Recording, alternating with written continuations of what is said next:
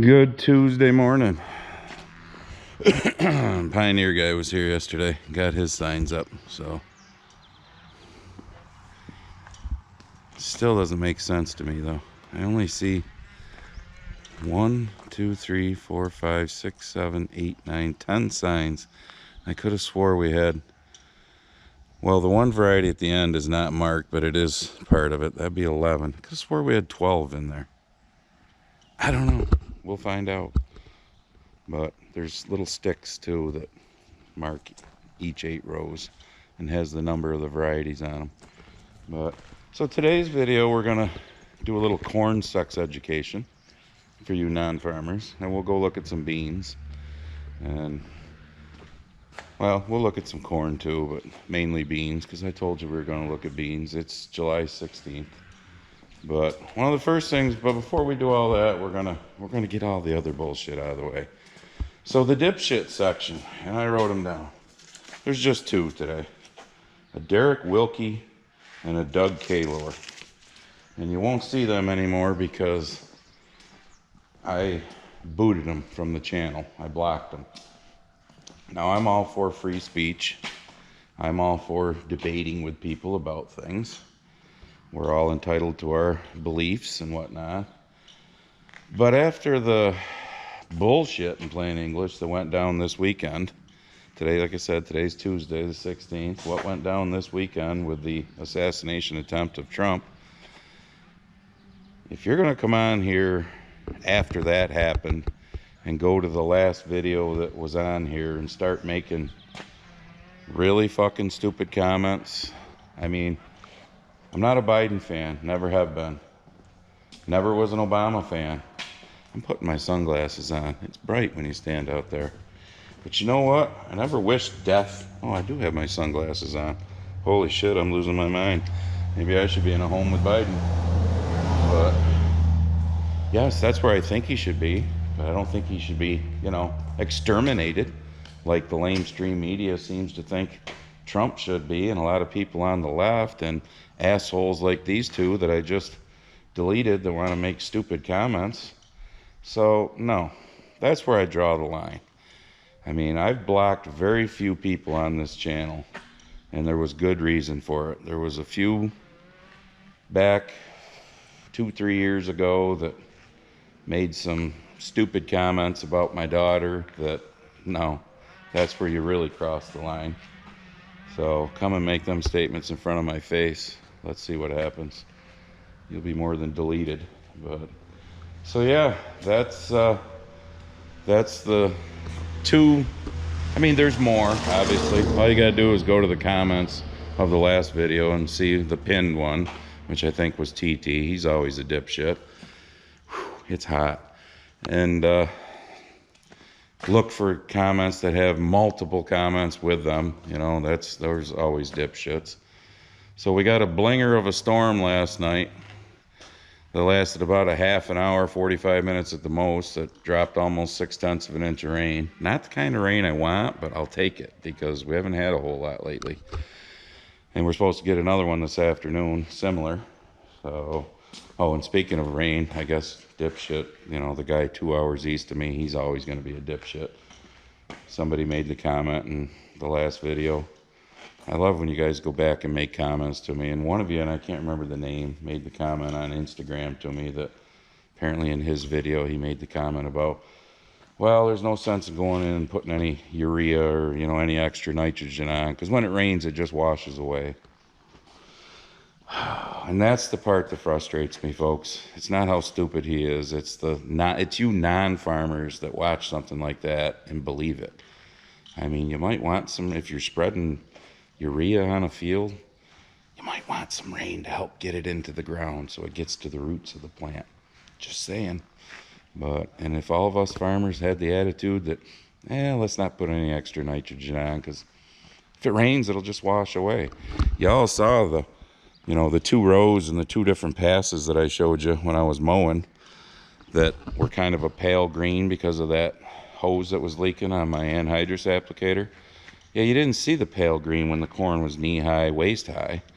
But when it got up to this stage where it really needs that nitrogen to kick it in the ass and go, yeah, now you see it. So I think he's gonna wind up seeing it too. But anyways, oh, and before we go do corn sex education and look at some beans, the one other thing I wanted to talk about was because of the assassination attempt on Trump this weekend. Dirty Eric, who comments on here all the time, good dude, and on Instagram too. Him and I were going back and forth about it this morning with some, and we agreed on some stuff. We didn't agree on some stuff. He served, mad respect for the dude. So, and I have no problem with a debate, you know. So, but here I'm obviously standing in front of my shop. Okay, my shed's over there, my house on the other side of the shed. From right here in front of, well, you can't see it because the big door's open, but the walk-in door is right here.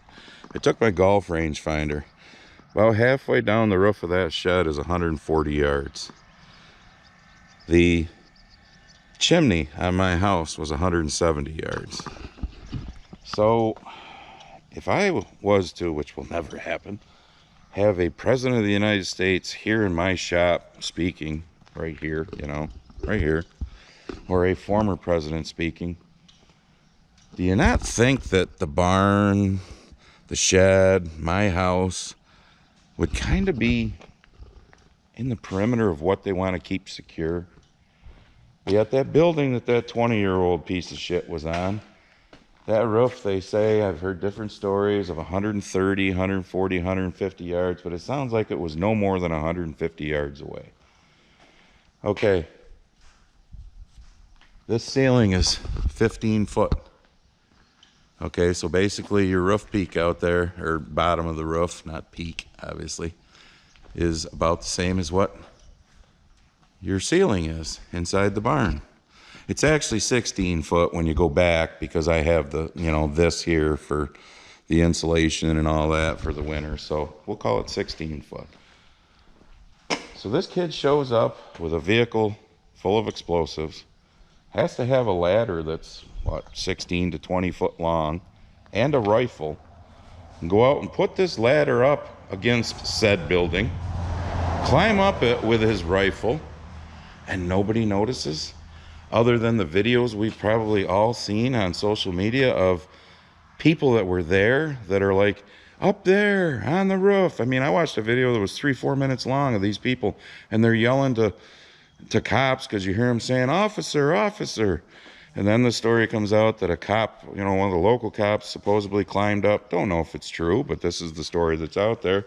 And the kid turned the gun towards him, so the cop scurried back down the ladder. I mean, basically what I'm getting at is, what a fucking shit show. And like I was saying to Eric, I mean, in my opinion, if it looks like a duck, walks like a duck, quacks like a duck, it's a fucking duck. So in my opinion, because we still have the right to have those, if this wasn't some sort of inside job, this was the most derelict, inept clusterfuck in American history. I mean, how can you not think different? For all of that shit to happen, and then here it is, like I said, Tuesday, so you're talking 3.5 days later or whatever. They supposedly can't get into the phone. I get it if you got an iPhone, you know, the whole Apple thing. But tell me Apple hasn't let authorities into other phones before for a fuck of a lot lesser shit than what just happened. How come the news media isn't at this kid's parents' door and outside their house constant? You know, how come we're not seeing all that? Because they're trying to interview the parents. Shit smells bad. And this smells like shit, okay? I mean, something's not fucking right with this whole situation. Like I said, it's either our alphabet soup groups. I mean, tell me the NSA and the CIA and the FBI and all them can't figure out a way to get into that phone or make Apple let them into that phone. Come on. I mean, especially when our government right now seems to have the right, thank you, Supreme Court, even though the left thinks the Supreme Court's so conservative and horrible, to let, you know, social media censor and all this stuff. Tell me they don't have the right to, like I said, they've gotten into other people's phones. They've gone to people's houses at 6 in the morning. We've seen the videos with 20 men with guns to, you know, put people in handcuffs and shit for stuff that's way fucking less than this. But I don't know. I don't know. It's been infuriating me for the last 3 days that something like this in our country could happen, because now other countries, including the ones that want to kill us, are looking at this and going, what a clusterfuck the United States is. Yep, what an absolute clusterfuck the United States is. I don't know. Oh, and one more thing on this, and then I'm done with this. You know, Dirty Eric and I were talking about the whole DEI thing. Don't get pissed off at me, women, okay? But watching some of them women Secret Service agents, they can't even get their guns in and out of their holsters. I get it. You know, it's a scary situation, but aren't you trained for those? You know, when it happened, you watched all these men who were as tall or taller than Trump freaking pound him to the ground. And the one woman on stage, you see the videos and pictures are out there. She's kind of like down behind the podium, you know, hiding. And then she goes over to when they were picking him up to get around him while the rest of them had already tackled him. And my problem with that whole thing was when you see her standing there, and I'm not saying she's horrible at her job or whatever, but she looked like she was at least a foot shorter than Trump. And she's like this with her head down, you know, hugging Trump or doing the circle of where they're all, you know, hugging him basically. So in that 6-8 foot diameter circle of all of them around him, there's one spot where his head's wide open because it's above her. So why do you have somebody who's a foot shorter than the person they're supposed to be protecting on that detail? That makes no sense to me. So, all right, let's go look at beans and do some corn sex. All right, so I grabbed the gator and came up back because I don't want to mess with the test plot. So I came up to this cornfield, which was planted the same day. As you can see, our friendly deer have been going along the outside and being assholes. But anyways, hopefully it ain't too wet. I mean the corn itself, not the ground. All right, I'm not going in super far, but going in to give you your corn sex education. All right, that is the tassel. That's a good one right there showing. See how the little things are starting to fall off the tassel, especially after yesterday's storm. What happens is those fall down. Okay, here's where hopefully some of you farmers that got pissed off at me, I think it was last year when I did this, chill. Okay, you can see some of them landing on the ear or on the leaves, which we'd rather have. There's some down there. Storms don't help the matter any, but they land on the hairs. Yes, I'm saying it again for the non-farmers, because we know when they go and buy sweet corn, phew, and they're shucking their ears to put on the grill or boil whatever, they're going, mom's going, make sure you get all the hair off of it. Yes, they're called silks, but those float down, land on the hairs and silks, make you happy. And that's what pollinates that ear of corn that's being formed right now. That's your corn sex education.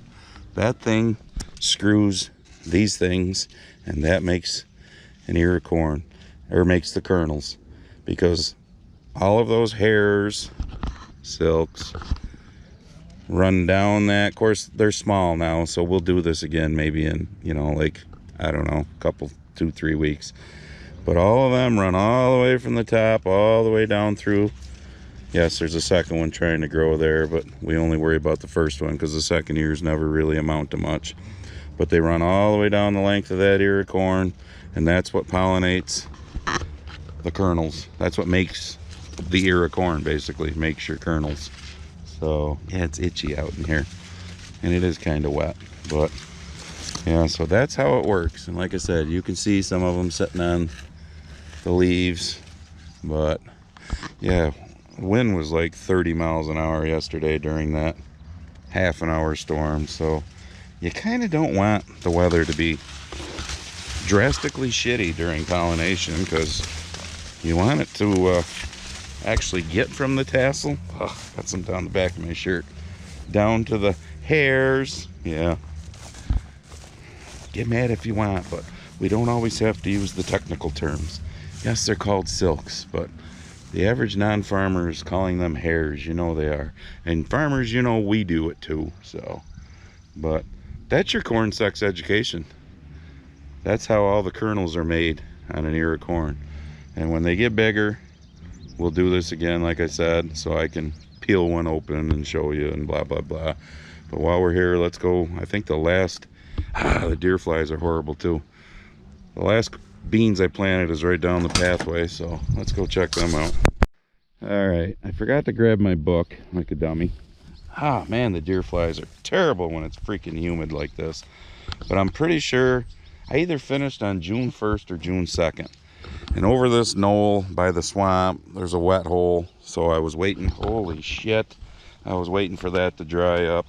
But we're not going to spend much time out here. These bastards are brutal. All right, so the beans are about knee high, roughly, as you can see. Ow, you biting bastards. Pioneer guy and I were talking about it yesterday when he was here.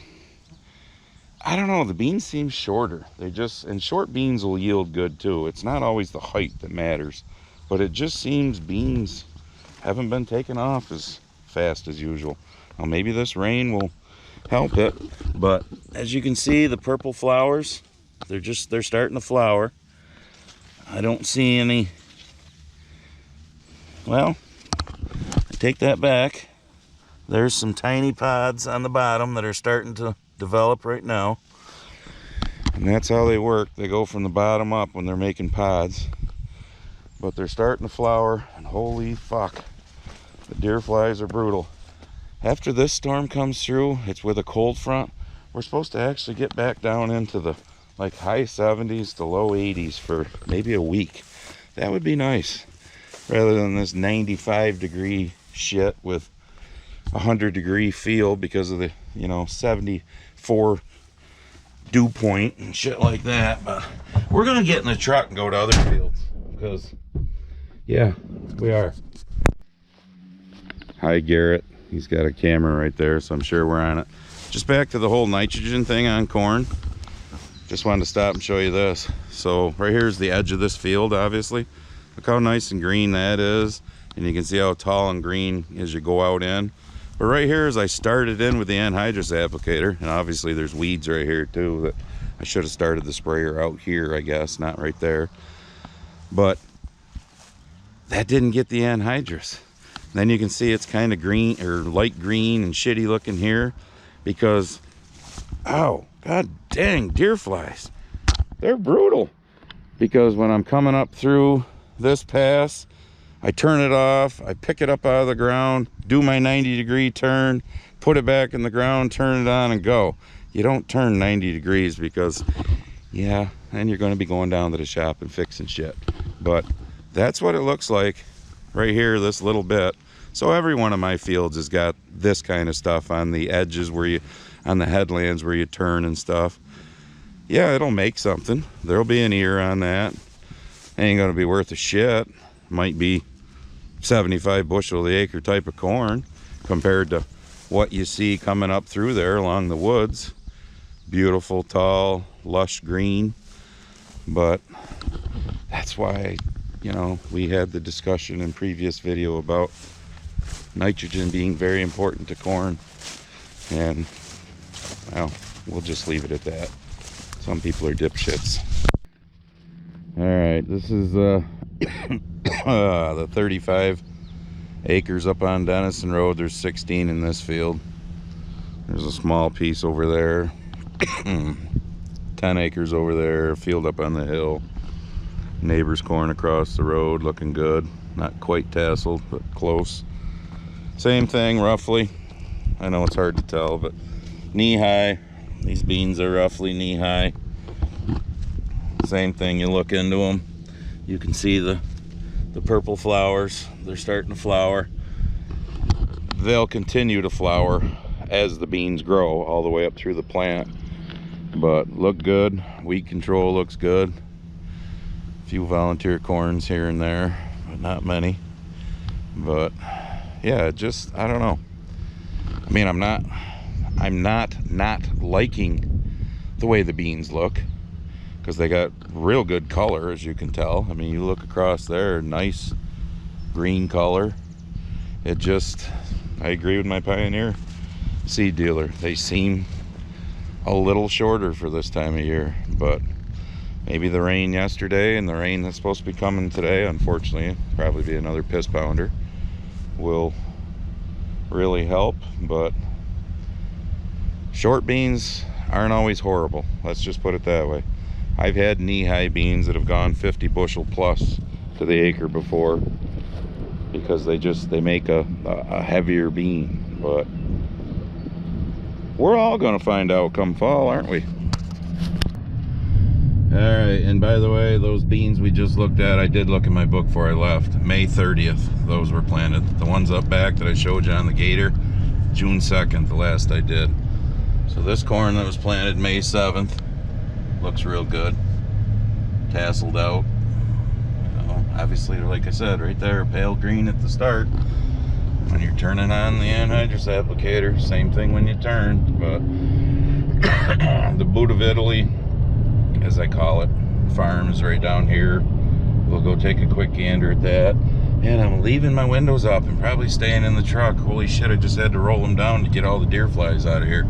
They are brutal in this freaking hot, humid weather.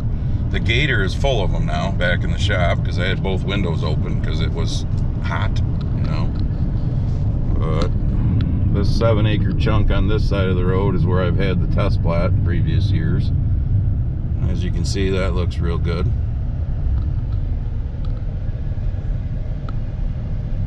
Not quite tasseled out, because this stuff here, this is the 43 acres on this side of the road. Well, they're starting to shoot some tassels right now. This was planted on May 20th. You might not be able to see them, but I can. When you start seeing the leaves on top, okay, I'm gonna be brave. Roll the window down. When you start seeing the leaves on top, get that straight to the sky point on it, the tassel is right behind it. There's one right there that you can see the tassel starting to come out of. So I don't know how well you can see it, but so it's just starting to tassel right now. So another 3-4 days, these fields will look like that back at home, completely tasseled out. So this is the 80 acres over to Scotty's. You can see well above head high now. I think in the last corn video I showed, it was what, chest high? This was the 23rd, so 3 days later than the Boot of Italy farm, as I call it. Actually, you can see out in it, it's a little taller than what it is right here along the edge on the headland. So you don't see the leaves on top with the straight up.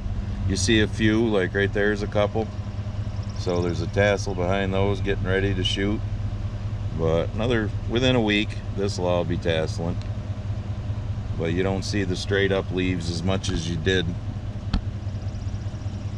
on the last field that we stopped and looked at there. So all right, so this is the last corn I'm going to show you. We're just going to go do the bean thing now and then head back home.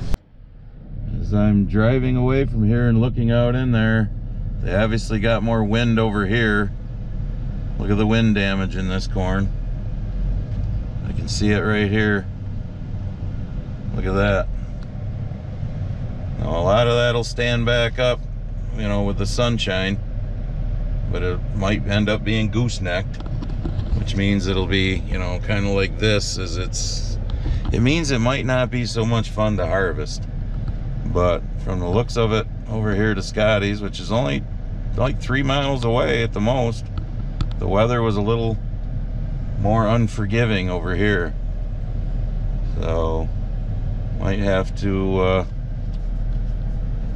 when I do harvest this, because this was one variety on this side of the road and a different variety on the other, I might have to look into that too and see if this variety is not one I want to plant again because of this reason.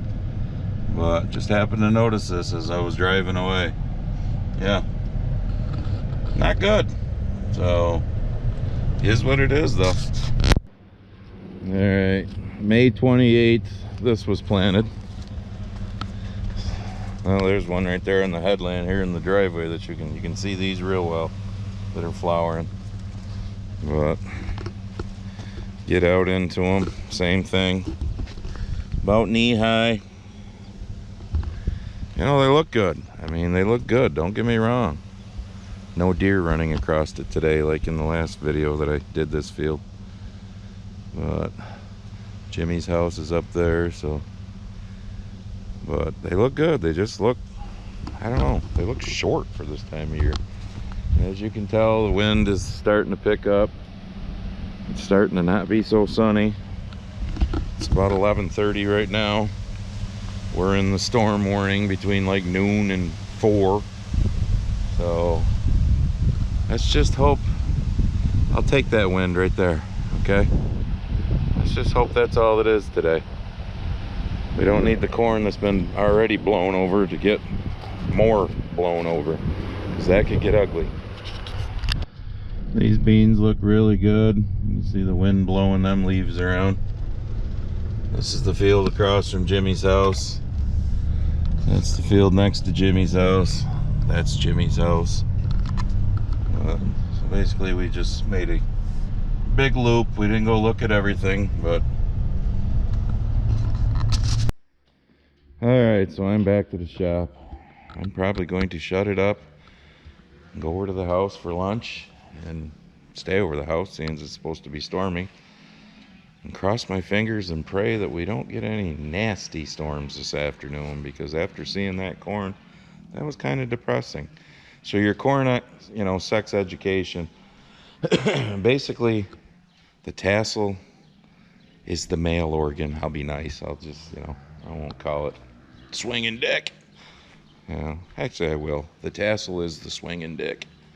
That the little yellow, you know, pollen up there floats down onto the hairs, the silks, and they do the wild thing, and that's how it produces your ear of corn with your kernels on it. So that's your corn sex education.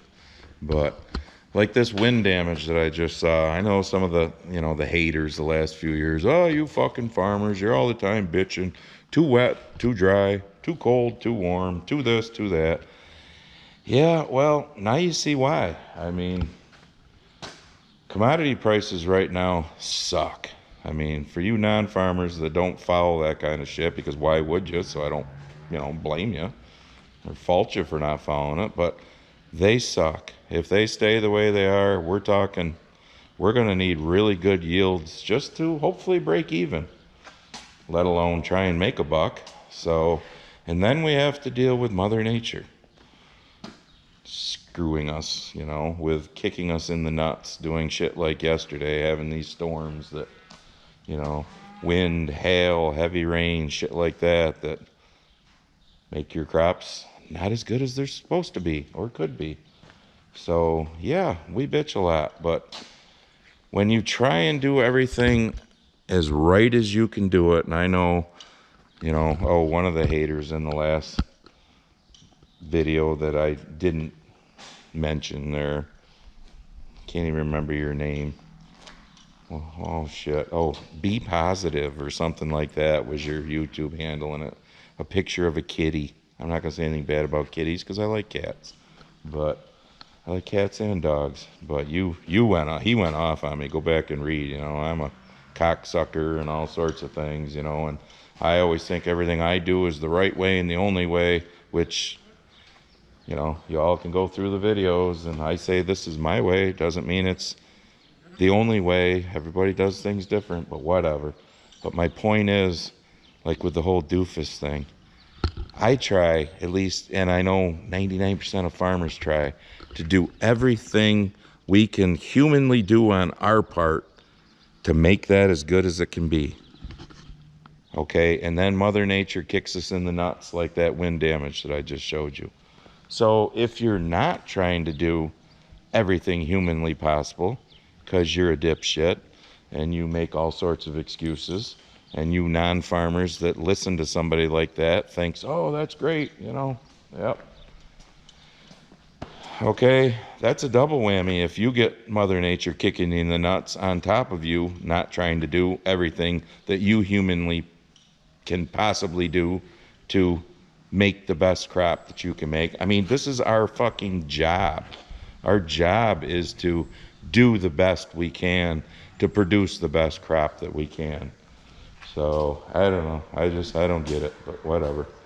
It is what it is, folks. So, it is what it is. Man, there's a lot of traffic out today, I've noticed. So, your one more thing is going to be get your I'm voting for the felon shirt, especially now after they tried to take the felon out. You know, wear it proud. Some libtard comes up to you and gives you shit, give it right back to them, you know.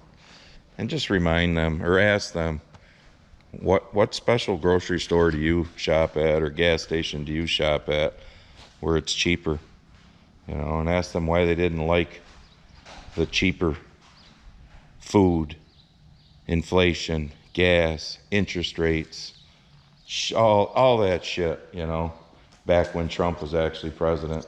And if he was going to be the Hitler that the left keeps saying that he is, which is what, you know, the rhetoric that caused what happened, in my opinion, then why didn't he be that Hitler when he was there already in 4 years?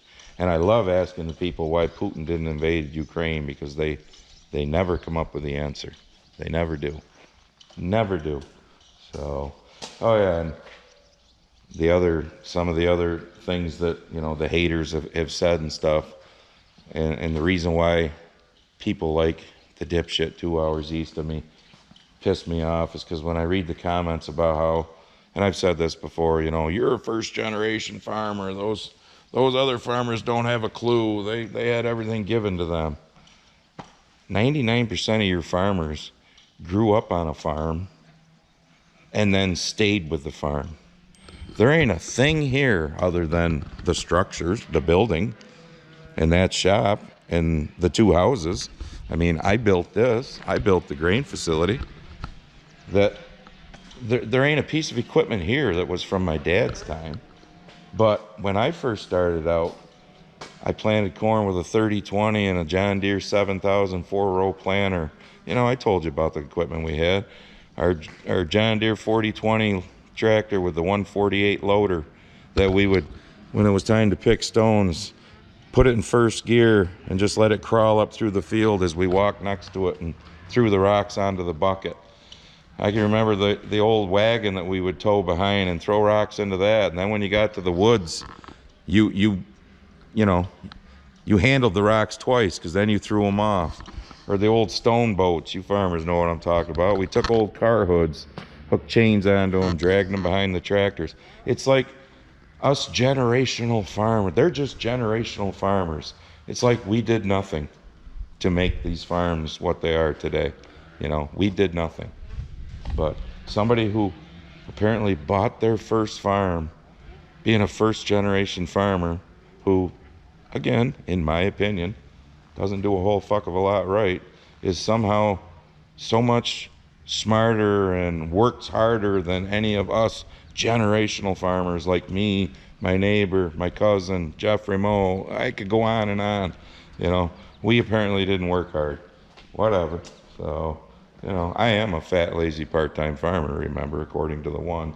I can't even remember all their names. But, all right. We will see you in the next one, whatever it is. So, and I hope to God we don't get a storm today with hail or wind.